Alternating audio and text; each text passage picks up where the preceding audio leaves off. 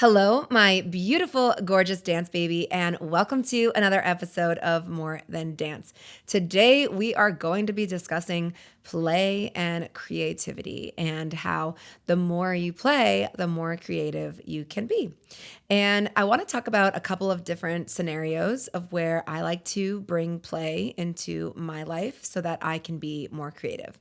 One of those is through my music choices, and we'll elaborate later. Another is through travel, and another is through meeting people and doing things that I wouldn't normally do. Or you could also say things that take me out of my comfort zone. And when we think about play and we think about doing creative things, sometimes there's this automatic reaction and it starts like this: I'm not creative, or my brain doesn't think that way, or that's not something I'm good at. And I'm here to tell you that creativity is a practiced skill. And I know that sounds like so crazy. And it is kind of crazy when you think about it, because when you think about the creative people in your life, you kind of think that they're just naturally creative and things just kind of come out of them. And the truth is that, yes, some people are naturally creative now, and there was a time in their life, whether they knew it or didn't know it, dedicated time to creative play or creative activities. And so when you think about artists and people who you look at right now that are just like so creative, oh, you're so creative. They're creative now. Yes. And at one point, when they were a child, when they were working on this skill, their craft, they were working on it as it was a skill, though they were probably so involved with that skill that it felt like play, that the realization of I'm working on the skill to become better at creativity wasn't in their conscious mind. It was kind of like a byproduct of the stuff that they were naturally doing. So I'm going to tell you about two major things that we do at the studio where it involves a lot of creativity. And one of those is our Halloween month / 2 months. So right now, I am almost done planning my Halloween month for the studio. And when I talk about it, everyone's like, oh my God, like Halloween right now? And it's because Halloween and the creativity behind it, it takes time and it takes work. And one of the things that I like to do is come up with a bunch of different themes and a bunch of different ideas. I have this like ongoing list of things that I want to do. And there's only so many days during Halloween. That's why we do Halloween for a whole month at the studio, because we get more days that way versus just doing like Halloween week, which is something that we used to do. And now we start in September. So we start on September 23rd this year, and we go till the end of the first week of November. So we'll end on November 6th this year. I start by thinking about all of these themes that remind me of Halloween. So we get these different categories of style. So we have like our fun Halloween, we have our cutesy Halloween, we have our flirty Halloween, we've got our sexy slippery Halloween, and then we have our like really scary Halloween. We also have our emotional Halloween. So within those categories, we have a lot of options, and a lot of options with costume and a lot of options with songs. And it's funny because throughout the year, there will be songs that I'll hear and I'll instantly be like, that's a Halloween song. So I have this ongoing list of songs that I add to it, and songs from the past that I still get to because I haven't yet. So I'm excited about Halloween every year, and I'm excited about what it unlocks for me. And what that is for me is an option to be different, to do things that I wouldn't normally do, to try movements that I wouldn't normally do, to go in with different starts, different endings, different facial expressions. There was a dance that we did last year where I'm sure you've heard of mouth acting or face acting. And it's usually when an actress or actor like uses their lips and their mouth to kind of like express what they're expressing within their character. Well, with dance, there's something similar, and it's like face dancing. So it's using your facials to articulate a mood setting or something that the character that you're portraying as a dancer is going through. So last year we did this song called Young and Beautiful by Lana Del Rey. And there was a moment, and the song is so beautiful and it's so sad. And I don't know, it evokes something like in me, in my spirit. And one of the things she's mentioning is like, will you still love me when I'm no longer young and beautiful? And there was this moment in my improvisation where I felt like it would be appropriate to like grab my face and like to showcase the severity of what she was saying. And would I have normally done that in another night? I mean, this was during Halloween prime time, and we were in costume, and we actually had our goddess day earlier that day. And so we were all dressed up and decked out, and we were beautiful. We had our hair done that day. We had our makeup professionally done. Shout out to Maria. And it was something that came over me, and it was again during improv, and it was as if the moment took over. We were so involved in our character that night, and if you were there that night, you really know. I mean, we were crying, we were emotional, we were like just completely in awe of each other and each person's creativity. It was a really gorgeous night. I'll never forget it because it was a moment where I saw my students really exceed the line or exceed their expectation in creativity and in improv. And it really is solely because of the container. It was something that I was encouraging my students to do. So they had the permission to do so, as they love. And they had the guidance through me and through the routine that I did choreograph for them. They had the costume. So there were all these elements working as one so that they could really get out of their comfort zone. And if we take it back to when we were kids and we were playing make-believe, it really was as if we were playing pretend and we were becoming characters that we normally were not. I think about my big pretend moment. I used to play house, and longer story on this to come, but I used to play house, and I was, this wife in this house when I was like 6 years old, and I got so creative that way. In fact, I manifested Joshi that way. And that's the story that I'll tell you at another time. And it was really being so comfortable in that experience, because when you're a kid, you kind of just like don't care. You don't have the idea of that judgment is even a thing. Like yet you might a little bit like, oh, like that girl's like not my friend and I don't know why.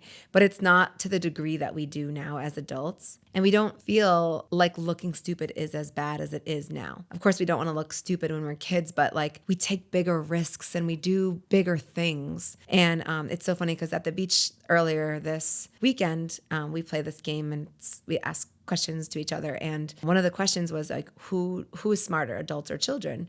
And we got into this discussion about like, well, adults are definitely really smart, but there's something so smart about a child, and it's the way that they can take risks without judgment, the way that they can go in on creativity, the way that they can learn really fast, the way that they can absorb things that they're trying to memorize. And I mean, you could probably ask like a second grader right now, like who are all the presidents, and they would be able to tell you all of them and where they were from and what the capitals of all the states. Like, I mean, they just have this really cool skill for absorbing and memorizing things. And something else that they have that we're talking about right now is the ability to break free from their norm and from their character and to step into something that is playful and fun, which is why they can appear so full of life and fun and like they're not holding back. So in order for adults to be able to do this, we need moments that proctor this idea. And through Halloween month at the studio, that is how we do it. And we do this throughout the year too. So we have different months for different things. Obviously, like December, you can guess what that is. February, you can guess what that is. June, you can probably guess that that's our Pride Month. That's when we celebrate. Mental Health Awareness Month is May. And we do stuff similar to what we do in Halloween during Mental Health Awareness Month.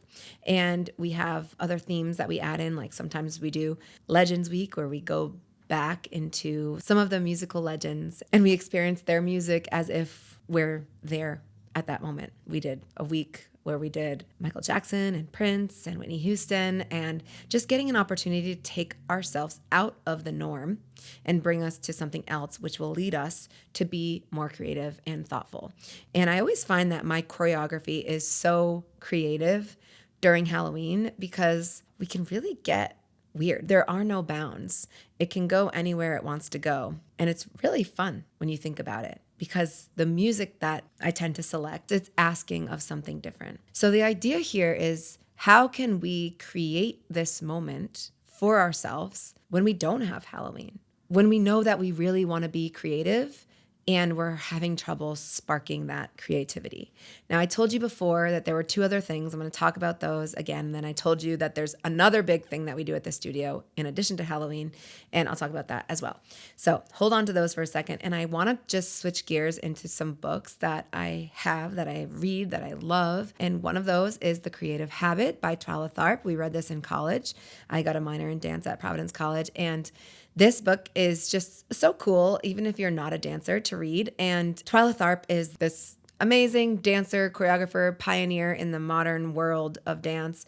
And she wrote this book, and it's simply about the idea that you can create your creative time. So you can create time in your schedule. If you want to be creative, if you want to draw in more creative energy, you can create that.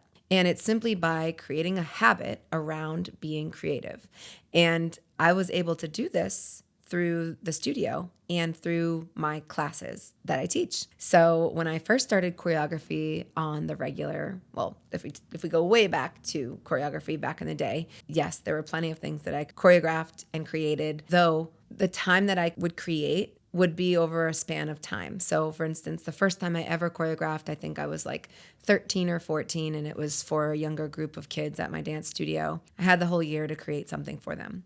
The next time I created that was like slightly different than that was when I went to college and I choreographed for this really cool pep rally. It was PC Madness, and we'd have this gym full of people, and all of the different clubs and organizations would do something, and we as the dance company, we would perform. And this was actually our first year getting invited to perform, and I choreographed this routine, and it was kind of funny because I choreographed with the other girl. There were only two freshmen my year that joined the company. So it was me and this other girl. And we choreographed this routine, and she did like the first half and I did the second half. And we had about 25 girls. We had our dance spread out over like a large gym. And so already you're picturing like that choreography is, you're going to picture like formations and lines and maybe dominoes or things in canon and turn sequences and people doing certain things and other people doing other things. And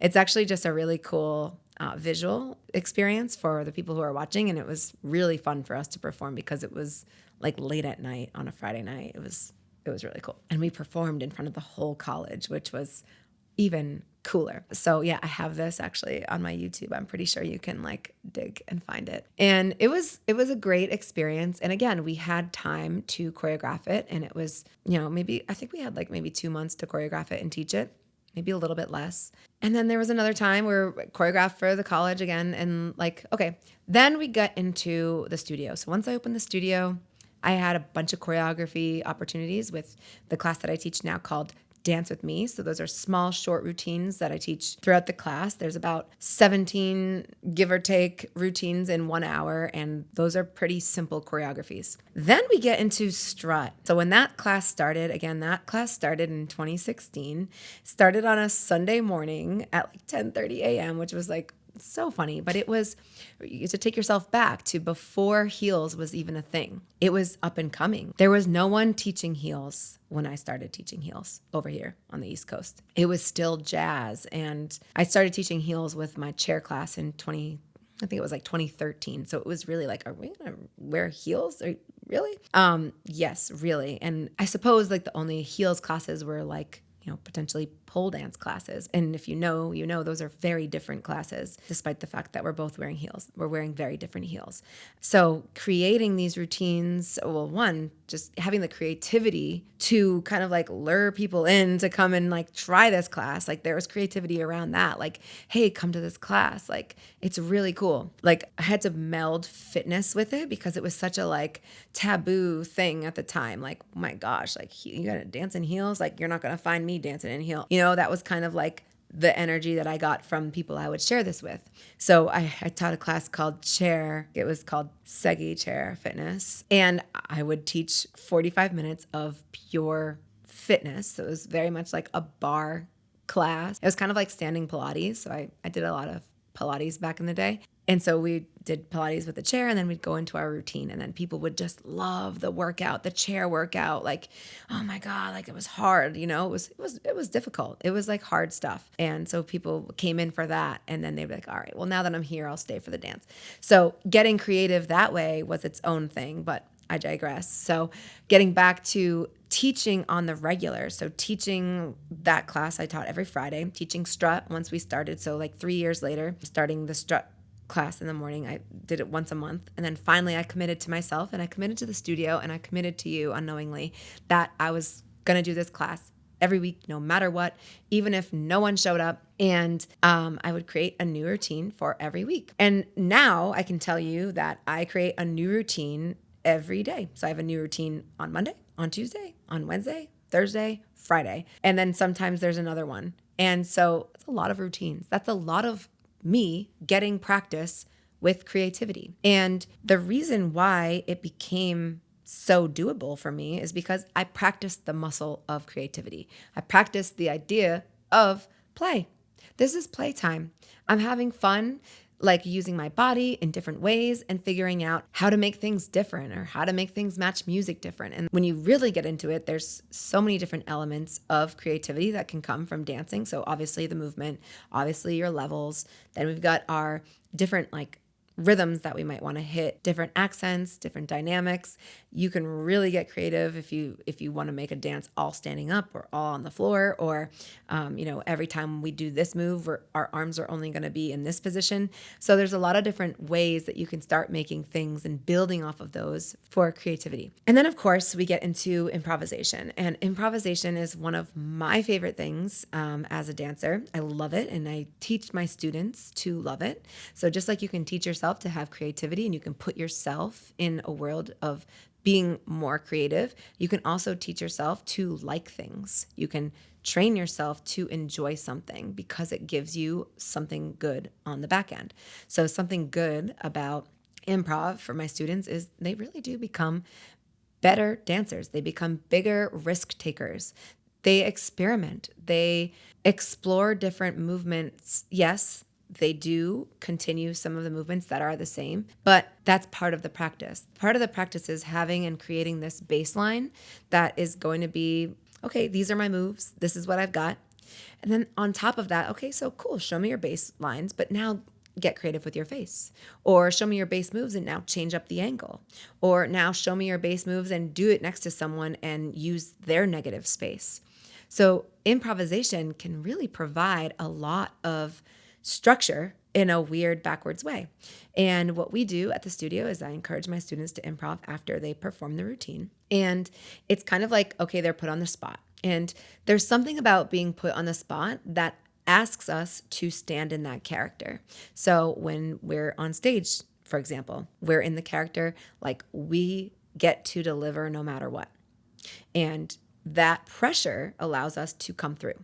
Same with improv. So when I tell them you're going to improv after this, it's that same pressure, like, okay, I must think of something. I must get into character and do. And that's exactly what they do. And even if it's simple movements, they still did it. They still went at it.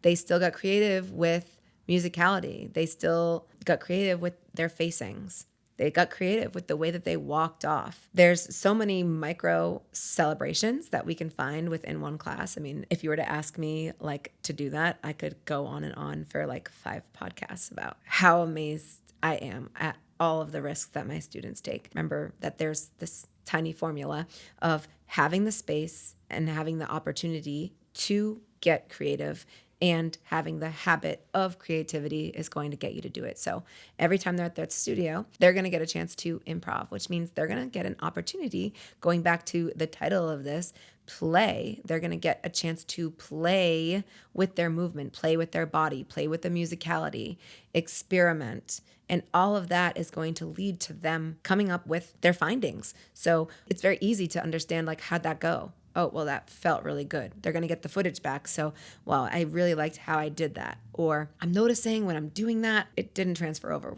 really well. and I want to change that. What was it about it? Your arm was maybe too far back. And it could be slight little changes, and we go over those in depth in one of our workshops called Tips, Tricks, Techniques, and Transitions. And we talk about like the reason why an alignment change can just change everything about the way that someone is viewing your aesthetic, your movement, your body, your alignment. And my students have come accustomed to this idea of improv, and they've gotten a chance to become so much better at dancing because of it. In fact, sometimes the way that they perform the routine, knowing that they have improv coming right after it, is the best run of their performance that night. And it's, again, going back to that pressure and like stepping up to the plate. They know they're about to do that. They know they're on camera. They know they're ready to go. And there's facials that come out. There's like flirty eyes that I see. There's like, smiles. There's movement that captures the essence of what the routine was capturing, or my intention for the routine. And they've latched on to that. And all of that is possible because they have the container for it. They have the time for it. They have a moment dedicated to it. So I ask you, where are you dedicating special time for creativity, AKA play? Where in your current schedule are you allowing yourself to play and to have fun and to see what comes from that? Because I can tell you there's way more that comes from play than only creativity. Creativity is something that when I was thinking about what to talk about this week, I thought, wow, like creativity really does come from play. And if I sat down, I could really think of a bunch of other things that come from play. And I invite you to do the same. And perhaps maybe next week we'll talk more about that. So just to give you a couple of more examples of play, we have something at the studio called Production Night. And Production Night is when we include props within our night and our choreography. And we learn a full production in one night. So within 4 or 5 hours. And we perform it as if we've been doing it for, 16 months. It's actually quite impressive when we think about it. So I personally choreograph about 4, 5, or 6 different parts, and then teach certain students that come to that night their specific parts in that same night. And then we have props and we have transitions, we have formations, and it cultivates this really cool visual routine. You can see them on the YouTube. We have a couple of examples up there. So we've done cell block tango. We have props for those. We've done circus and burlesque. And we have another one coming soon. And with the props, again, we're playing. We're playing with props. So we get more creative with the props. It's kind of like during our chair class, people get excited about the fact that they have a prop. So movement comes a little bit more easily. They get a little more creative because of the prop. Same thing happens when we have our production night. Now, going back to my little list that I made in the beginning. So the first thing I talked about was music, and we did touch on that a little bit in terms of my song selections for Halloween and our songs throughout the year and how that can like make me feel more creative. Another is travel. So raise your hand if you've ever felt like really creative after coming back from a trip. Like for me, I know when I travel somewhere, I'm having so many moments that aren't like my normal moments that I'm different. I'm just a changed person. I come back, I'm more excited. Things are making me think of other things that I haven't thought about in a while. And I'm bringing those into my creative energy. I'm bringing those into my choreography. I have maybe even different songs that I hear because I traveled. I'm just living very openly when I travel so that I can receive anything that is being given to me or Josh. And it could be through conversation. And this gets me to my next point of when we're having conversations, things just might come up. Things might be inspiring in different ways. They might get you thinking about things. Have you ever like gone away and like learned about something and then therefore that you brought a book into your life and then that book has changed your life? That's kind of the same element, that same idea of having things outside change you on the inside. Of course, doing things differently is also going to get you more creative too. I think about this in terms of like approaching people or getting out of my comfort zone. Like, that I'm an extrovert and I love to meet people and learn about people and make new friends wherever I go. And to get into trouble. Like I just love to like see what kind of stuff we can get into because we got into it. And this could be like laughing about things on a tour. Or, for example, this last time that Josh and I went to Italy, I was manifesting. I just wanted this like crazy day in Italy with strangers. I wanted to be immersed in the experience of, we went to Capri, and I wanted to be immersed in the experience. I wanted to go on a boat, and I wanted to spend the day with people that we met. I wanted to have this like really cool, unique experience. Well, it literally happened, and we got on the boat and we made friends. They had seen me like dancing next to the Christmas tree the night before. And then when we got off the ferry, it was like this guy came over and he was like, "Oh, do you want like a private boat ride?" And I was like, "Oh my gosh, like this is exactly what I wanted. This is exactly what it was that I wanted to do." And then he asked us like as a group of 4, and I didn't want to make them feel uncomfortable, like they had to come with us. So I was like, "Oh, why don't you guys think about it?" And so they were like, no, we want to go. And so we spent this beautiful day together. We had so much fun. And I'm sure if we were to somehow extract this in a very like interesting inception quantum world where you could actually live your life in 2 ways. I'm sure if we were to look at the version of Josh and I experiencing that day, just the 2 of us versus us experiencing the day as the 4 of us, those days would have looked like such different days. And it all was so meaningful to us that day because it was extra special and it was extra cool. And we had special moments that we couldn't create ourselves. It was created because of the energy of our group. So those are the kinds of things that I think about when I think about bringing play into my life to get more creative. And so when you're thinking about creativity, it can be like, I think about people who do arts and crafts. I think about people who make things. I think about people who make those, Afghans for gifts, like for Christmas. And yes, that's one creative world. Yes. And the other creative world is being okay with things that are different, being okay with things that are spontaneous, knowing what is coming to your life because you allowed it to come in, because you were playful with the idea. So how can we be creative? Well, creative moments happen when we're not scared of messing up or looking stupid. So it could have been nerve-wracking for me to invite people on our little day in Italy. And yeah, it was a little bit because you're not really sure like how it's going to go. You're taking a risk, and that is part of the play. So play gives us this permission to try things with very low stakes. It allows us to get messy, and it allows us to surprise ourselves. So I know I can only speak for myself, but I was surprised at how much fun we had with those people. And I'm always surprising myself with choreography. Like every time I go in hard for Halloween, I'm like, whoa, we did some cool stuff. And that becomes the fuel to do it again and repeat that pattern. Some of my favorite choreography is because of the playful moments that I have during any type of season, including Halloween.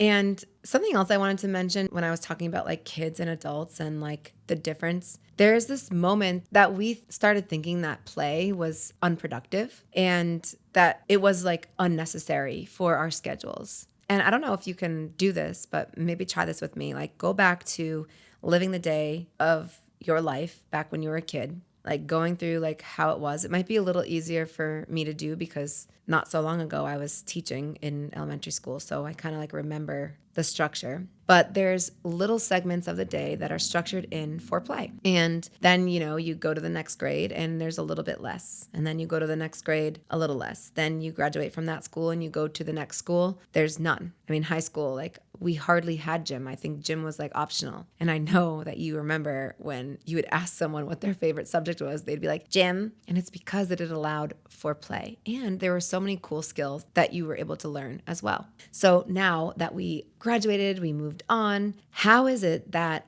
we just forgot to add the play back in? Maybe you're listening to this and you're like, no, I still play. And that's cool. You play. And I want to ask you and challenge you, do you play with this kind of notion in the back of your head? Are you playing to like get better at your skill and improve? And are you playing to see what comes about in terms of creativity? Are you playing to experience your life a little differently? Are you playing to see what types of creative energy comes through? I mentioned a book. I know I told you I was going to mention another book, and it's called The Artist's Way. And my brother actually, he got this book for me, and my dad got this book for me.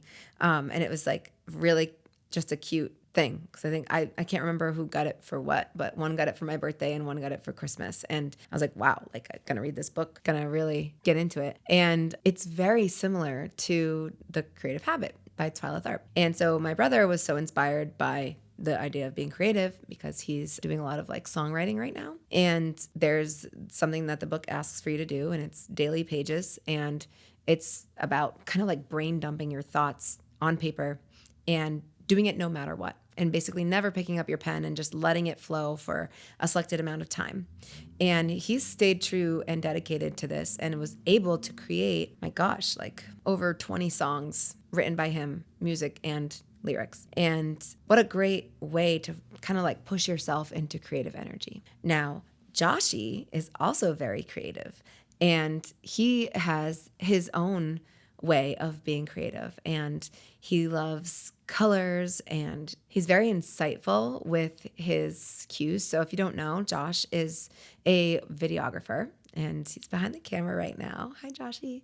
And he does wedding videography. And if you've ever seen a wedding, you know that there's a lot of beauty to capture. And there are things among all weddings that are like, the same, like the first dance.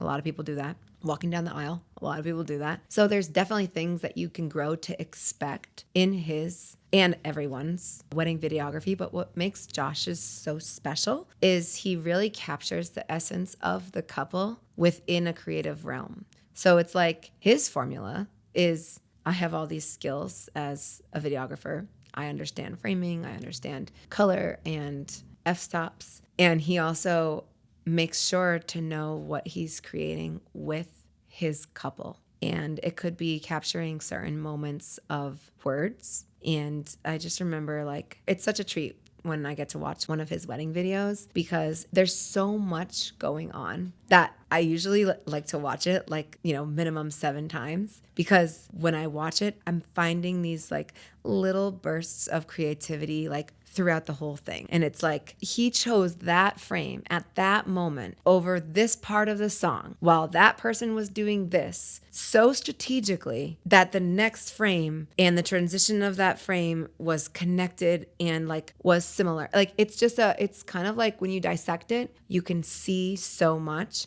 And he's doing that all the time with his videography. And I'm sure when he steps up to challenge himself with creativity, he would say some of the same things that I say when I'm thinking about being more creative within dance. So it could be that, at the start of his film, he starts with, some type of footage. At the start of my dance, I start at some type of placement. It could be that instead of me facing the camera at the ending and like being like in touch with the audience, maybe I'm facing back and I look back at the audience over my shoulder. It's the same as maybe like when he's making his film, he might end right on the couple's like maybe first look moment, or he could end with like a family moment if he knows like maybe they really wanted family at the center of their video or their experience. So the way that we get to be creative is knowing our baseline, knowing things that we like to do, and then building off of those. So this is your sign to start building out your baseline of play, start incorporating it into your schedule somehow. And if it's dance, get to class and get to see firsthand what an improvisation experience is like. Get to see what Halloween is like. Halloween is starting in September this year. So get to class and see what it feels like to step out of the zones that you're normally in and to step into play so that it feels like a different experience. And then you can take that beautiful, different experience into your daily life and watch how things just slightly change. And especially now, if we dive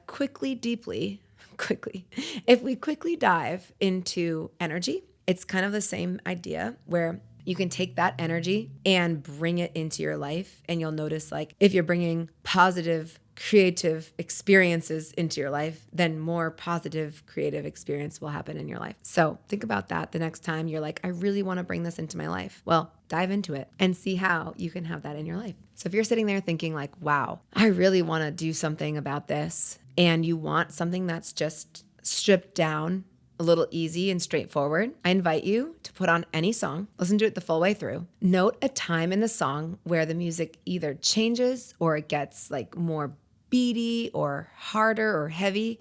See if you can pick that out with your ear. And then when you're listening to the song, continue listening to it, and then play the song again. And while you're listening to it this time, just stand up and move to it and anticipate when that change in music comes up, and see if you can do something with your body to hit that movement. So if the song changed, and let's say that we are dipping into Halloween and it went, and it kind of like made this like kind of creaking, whatever kind of scary sound.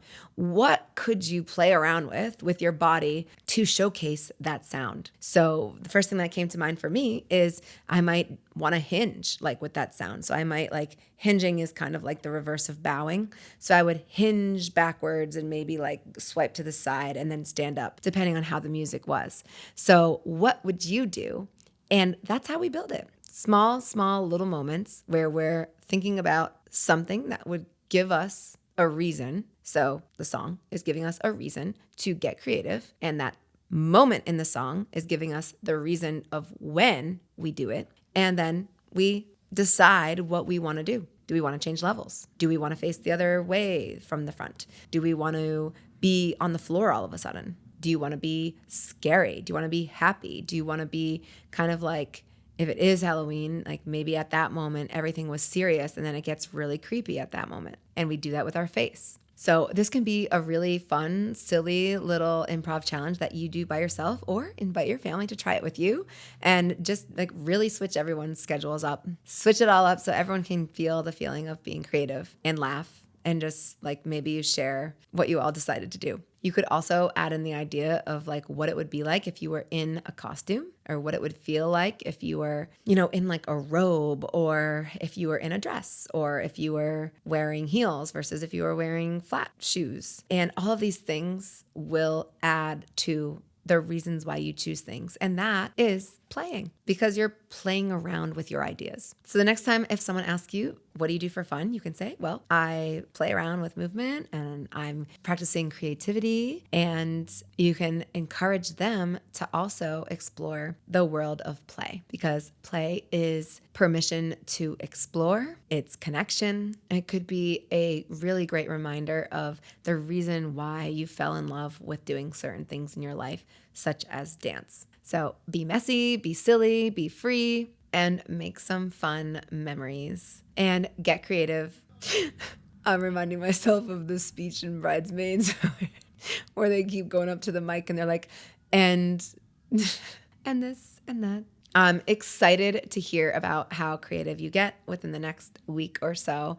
And I obviously am very excited to see you on the dance floor if you're local. So if you enjoyed this podcast at all, please share it, like it, subscribe, and just know that this podcast only gets known about if you share it. So it would mean the world to me if you could help us with that. Thank you so much, and I'll see you on the dance floor.